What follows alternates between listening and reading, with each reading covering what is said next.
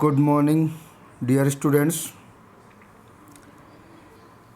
BSc final के YouTube channel में आपका स्वागत है।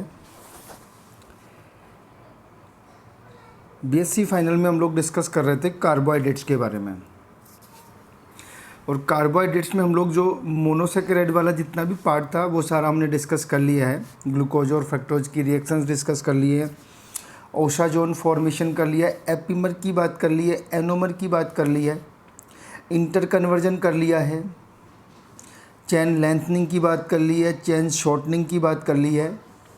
मीन्स एक तरह से हमारा जो मोनोसेकेराइड वाला पार्ट था वो सारा कंप्लीट हो चुका है। आज हम लोग स्टार्ट करते हैं डाइसेकेराइड। देखो डाइसेकेराइड्स क्या होते हैं, जैसा कि नाम से क्लियर, डाइसेकेराइड्स मीन्स वो कार्बोहाइड्रेट जो दो मोनोसेकेराइड इकाइयों से मिलकर के बने होते हैं। क्लियर है? डाइसेकेराइड मीन्स जो वो कार्बोहाइड्रेट जो दो मोनोसेकेराइड इकाइयों से मिलकर के बने होते हैं, उन्हें हम लोग क्या बोलते हैं? डाइसेकेराइड। क्लियर है?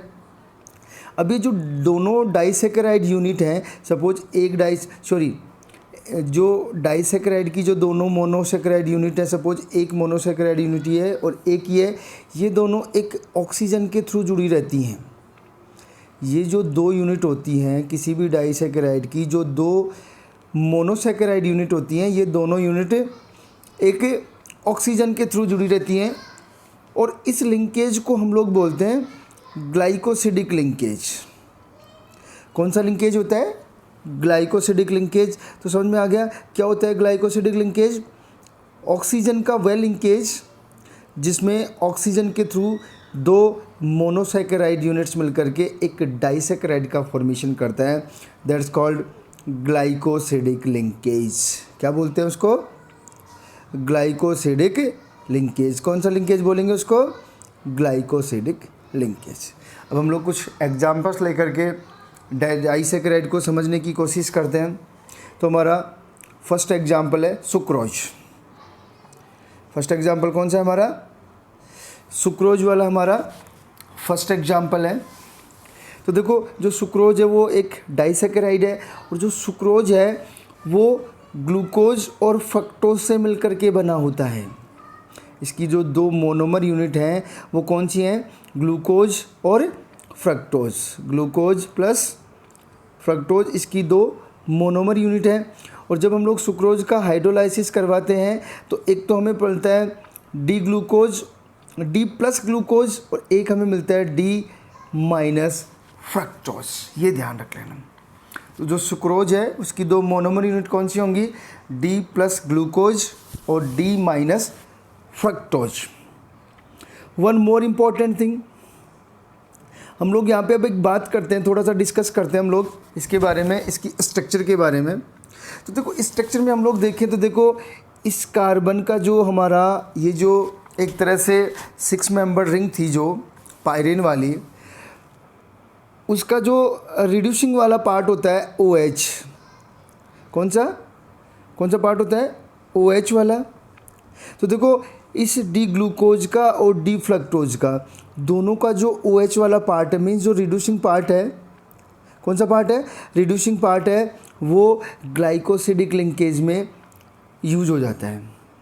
तो इसके पास जो फ्री OH ग्रुप नहीं होता है, क्या नहीं होता है इसके पास? फ्री OH ग्रुप नहीं होता है। तो हम लोग ये कह सकते हैं कि जो सुक्रोज है वो एक नॉन रिड्यूसिंग सुक्रोज है। कौन सी सुक्रोज है वो? नॉन रिड्यूसिंग सुक्रोज है। ठीक है। अब एक और इम्पॉर्टेंट थिंग कि ये जो दोनों यूनिट जुड़ी होती हैं वो कैसे जुड़ी हुई होती हैं? देखो जो ग्लूकोज होता है वो अल्फ़ा डी ग्लूकोज होता है, और जो फ्रक्टोज होता है वो बीटा डी फ्रक्टोज होता है। इसका मतलब इसका 1 कार्बन और इसका 2 कार्बन, तो ये 1,2 ग्लाइकोसिडिक लिंकेज होता है। अब समझ में आ गई आपको बात कि जो ग्लूकोज है वो अल्फ़ा ग्लूकोज होता है और जो फ्रक्टोज है वो बीटा फ्रक्टोज होता है। इनकी साइक्लिक स्ट्रक्चर में आपको मैंने बताया था कि अल्फ़ा ग्लूकोज कौन सा होता है, बीटा फ्रक्टोज और अल्फ़ा फ्रक्टोज कौन सा होता है। तो देखो ये अल्फ़ा डी ग्लूकोज है, इसका OH इस बीटा डी फ्रक्टोज के OH के साथ जुड़ा रहता है। तो इस लिंकेज को हम लोग जो बोलेंगे तो क्या बोलेंगे, देखो इस लिंकेज को हम लोग यहाँ पे देखो C1 ऑफ अल्फ़ा कार्ब और C2, तो ये जो हमारा लिंकेज होगा वो 1,2 अल्फ़ा बीटा ग्लाइकोसिडिक लिंकेज या क्या होगा फिर 1,2 ग्लाइकोसिडिक लिंकेज होगा। ठीक है, तो ये आपका हो गया है पहली शुगर, नॉन रिड्यूसिंग शुगर। क्या क्या ध्यान रखना आपको नॉन रिड्यूसिंग शुगर में, सुक्रोज में? सुक्रोज जो है वो एक डाइसेकेराइड है, किस किस से मिलकर के बना होता है, ग्लूकोज और फ्रक्टोज से। इस स्ट्रक्चर में ग्लूकोज और फ्रक्टोज का जो रिड्यूसिंग पार्ट होता है उसमें जो OH ग्रुप होता है, दोनों के OH ग्लाइकोसिडिक लिंकेज में यूज हो जाते हैं, इसलिए कोई भी फ्री OH ग्रुप नहीं होता है, इसलिए सुक्रोज जो होगा वो नॉन रिड्यूसिंग सुक्रोज होगा। और तीसरा ये है हमारा इसकी स्ट्रक्चर से रिलेटेड कि जो ग्लूकोज है वो अल्फ़ा ग्लूकोज होता है, जो बी फ्रक्टोज होता है वो बीटा फ्रक्टोज होता है। ठीक है, तो इसमें जो लिंकेज बनता है उसको बोलते हैं अल्फ़ा बीटा ग्लाइकोसिडिक लिंकेज और 1,2 ग्लाइकोसिडिक लिंकेज। एक और इम्पोर्टेंट थिंग जो हमें सुक्रोज के बारे में पता होना चाहिए कि हमारा जो सुक्रोज है वो एक्चुअल में डेक्स्ट्रोरोटेटरी होता है। कैसा होता है वो? डेक्स्ट्रोरोटेटरी होता है।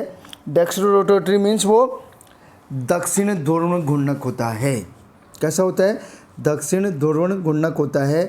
लेकिन जब सुक्रोज का जलावघटन से ग्लूकोज और फ्रक्टोज बनता है, तो जो फ्रक्टोज है उसका जो स्पेसिफिक रोटेशन है, हम लोग दूसरी लैंग्वेज में कह सकते हैं कि जो फ्रक्टोज बनता है उसका स्पेसिफिक रोटेशन ज़्यादा होता है एज कंपेयर टू ग्लूकोज। तो जो सुक्रोज जलावघटन से पहले डेक्स्ट्रोरोटेटरी था, ठीक है, सुक्रोज जलावघटन से पहले कैसा था? डेक्स्ट्रोरोटेटरी था, और जलावघटन के बाद क्या क्या बन गया? ग्लूकोज और फ्रक्टोज। तो ग्लूकोज डेक्स्ट्रोरोटेटरी है और फ्रक्टोज लीवोरोटेटरी है। लेकिन अभी मैंने बताया आपको कि जो फ्रक्टोज है उसका जो स्पेसिफिक रोटेशन है वो ग्लूकोज से ज़्यादा होता है। तो जो जलावघटन के बाद जो मिक्सचर बनेगा ग्लूकोज और फ्रक्टोज का, वो कैसा हो जाएगा? लीवोरोटेटरी। तो ये क्लियर हो गया कि आपका जो सुक्रोज था वो जलावघटन से पहले कैसा था? डेक्स्ट्रोरोटेटरी। और जलावघटन के बाद जो मिक्सचर बना ग्लूकोज और फ्रक्टोज का, वो कैसा हो गया आपका? लीवोरोटेटरी। इस प्रकार से इनकी जो नेचर ऑफ जो प्लेन पोलराइज्ड इलेक्ट्रिक को घुमाने का जो नेचर था वो चेंज हो गया, इसलिए सुक्रोज को हम लोग इन्वर्जन शुगर भी बोलते हैं। कौन सी शुगर बोलते हैं? इन्वर्जन ऑफ केन शुगर बोलते हैं, और इन्वर्जन शुगर भी बोलते हैं, इन्वर्ट शुगर भी बोलते हैं, ये ध्यान रख लेना। कौन सी शुगर बोलते हैं इसको? Invert sugar. और इन्वर्ट शुगर क्यों बोलते हैं? क्योंकि जलावघटन के बाद सुक्रोज की जो डेक्स्ट्रोरोटेटरी नेचर होती है वो जलावघटन के बाद लीवोरोटेटरी नेचर में कन्वर्ट हो जाती है।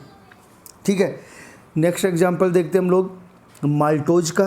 देखो माल्टोज वही डाइसेकेराइड है, और माल्टोज की तो दो नंबर यूनिट है, वो है एक तो अल्फ़ा डी ग्लूकोज होता है। क्या होता है? एक तो अल्फ़ा डी ग्लूकोज होता है और एक होता है अल्फ़ा डी ग्लूकोज। मीन्स दो अल्फ़ा डी ग्लूकोज मोनोसेकेराइड मिलकर के, दो अल्फ़ा डी ग्लूकोज मोनोसेकेराइड मिलकर के माल्टोज का फॉर्मेशन करते हैं। ध्यान रख लेना, किसका फॉर्मेशन करेंगे? माल्टोज का फॉर्मेशन करेंगे। अब देखो इसकी स्ट्रक्चर से हम लोग क्लियर कर सकते हैं। यहाँ पे इसकी स्ट्रक्चर जो होती है, एक अल्फ़ा डी ग्लूकोज ये है और एक अल्फ़ा डी ग्लूकोज ये है। देखो इस वाले अल्फ़ा डी ग्लूकोज का ये वाला H फ्री है।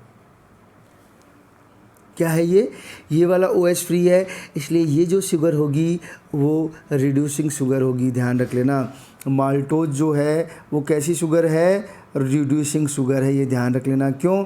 क्योंकि इसकी जो एक मोनोसेकेराइड इकाई है अल्फ़ा डी ग्लूकोज, उसमें एक फ्री OH पाया जाता है। तो पहली चीज़ क्लियर हो गई, कौन सी शुगर है ये?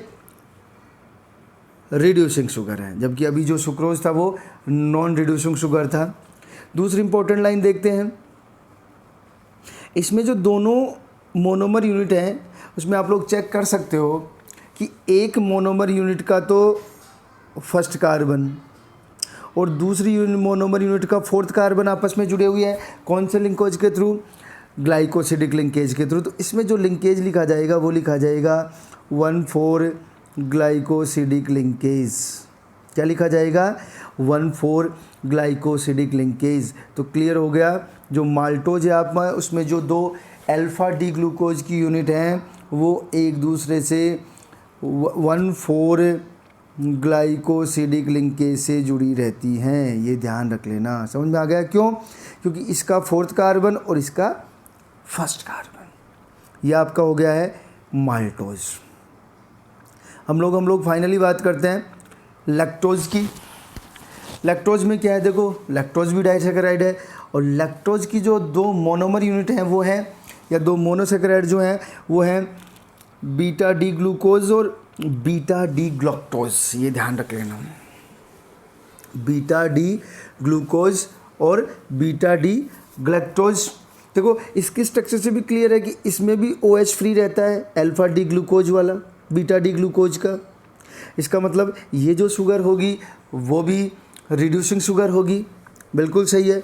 अगर हम लोग दोनों मोनोमर यूनिट्स या दोनों मोनोसैकेराइड्स के लिंकेज की बात करें तो देखो ये अल्फा डी ग्लूकोज है, इसका 4th कार्बन, और ये बीटा डी ग्लूकोज है, इसका 1st कार्बन। ठीक है, तो इसमें भी जो लिंकेज होगा वो कौन सा लिंकेज होगा? 1,4 ग्लाइकोसिडिक लिंकेज बनेगा। कौन सा लिंकेज बनेगा? 1,4 ग्लाइकोसिडिक लिंकेज। इस लिंकेज के थ्रू एक बीटा डी ग्लैक्टोज और एक बीटा डी ग्लूकोज आपस में ग्लाइकोसिडिक लिंकेज के थ्रू जुड़ करके लैक्टोज का फॉर्मेशन कियाते हैं। और ये जो लैक्टोज है इसको मिल्क शुगर भी बोलते हैं, क्योंकि ये जो है वो दूध में पाया जाता है। किस में पाया जाता है? मिल्क में पाया जाता है, इसलिए इसे क्या बोलेंगे? मिल्क शुगर भी बोलते हैं। ये ध्यान रख लेना। ठीक है, तो ये आपका डाइसैकेराइड हो गया, सुक्रोज, माल्टोज और लैक्टोज। अब हम लोग बात करते हैं पॉलीसैकेराइड की। देखो पॉलीसैकेराइड क्या होते हैं? वो कार्बोहाइड्रेट जो बहुत सारी मोनोसैकेराइड यूनिट से मिलकर के बने होते हैं। वो कार्बोहाइड्रेट जो बहुत सारी मोनोसैकेराइड यूनिट के मिलकर के बने होते हैं उन्हें हमें बोलते हैं पॉलीसैकेराइड। और ये जितने भी किसी भी पॉलीसैकेराइड की जो मोनोसैकेराइड यूनिट होती है ये सारी यूनिट्स आपस में ग्लाइकोसिडिक लिंकेज के थ्रू जुड़ी रहती हैं। किसके थ्रू जुड़ी रहती हैं?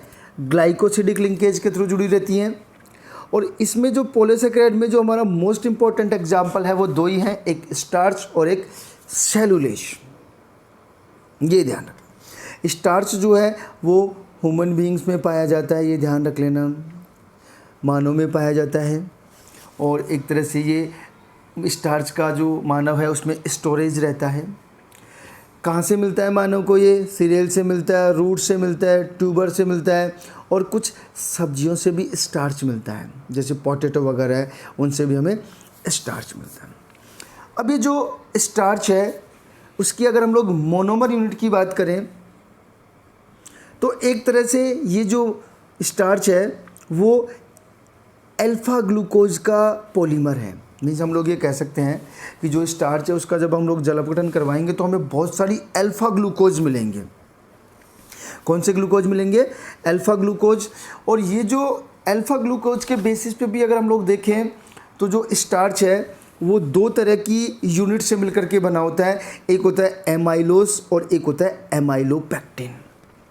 किस किस से मिलकर के बना होता है? एमाइलोस और एमाइलोपेक्टिन। तो देखो सबसे पहले हम लोग बात करते हैं एमाइलोस की। तो जो हमारा एमाइलोस है वो स्टार्च का लगभग 15 से 20% पार्ट बनाता है। कितना पार्ट बनाता है वो? 15 से 20% पार्ट बनाता है। और जो एमाइलोस है वो लॉन्ग अनब्रांच्ड चेन होता है और उसमें लगभग 200 से 1000 अल्फा डी ग्लूकोज की यूनिट, कितने? लगभग 200 से 1000 अल्फा डी ग्लूकोज की यूनिट आपस में ग्लाइकोसिडिक लिंकेज के थ्रू जुड़ी रहती हैं। और इम्पॉर्टेंट थिंग, ये जितनी भी यूनिट है वो अनब्रांच्ड होती हैं, ये ध्यान रख लेना। कैसी होती हैं वो? अनब्रांच्ड होती हैं। तो देखो अगर हम लोग एक बार एमाइलोस की बात कर लें तो एमाइलोस में अल्फा डी ग्लूकोज की जो यूनिट है 200 से 1000 के बीच होती हैं। वो 1,4 ग्लाइकोसिडिक लिंकेज के थ्रू जुड़े रहते हैं। देखो इसका 4th कार्बन, इसका 1st कार्बन, इसका 4th, इसका 1st। इट मीन्स जितनी भी एमाइलोस में जितनी भी अल्फ़ा ग्लूकोज की जो मोनोमर यूनिट्स हैं वो सारी 1,4 ग्लाइकोसिडिक ग्लूकोज के थ्रू एक सीधी रेखा में जुड़ी रहती हैं, ब्रांच्ड नहीं होती हैं। ध्यान रख लेना, एमाइलोस में ये इंपॉर्टेंट लाइन है। अब अगर हम लोग एमाइलोपेक्टोन की बात करें तो एमाइलोपेक्टिन कार्बोहाइड्रेट का लगभग 80 से 85% पार्ट बनाता है। कितना पार्ट बनाता है वो? 80 से 85% पार्ट बनाता है। और इसमें एमाइलोपेक्टिन में जो अल्फ़ा ग्लूकोज की यूनिट है,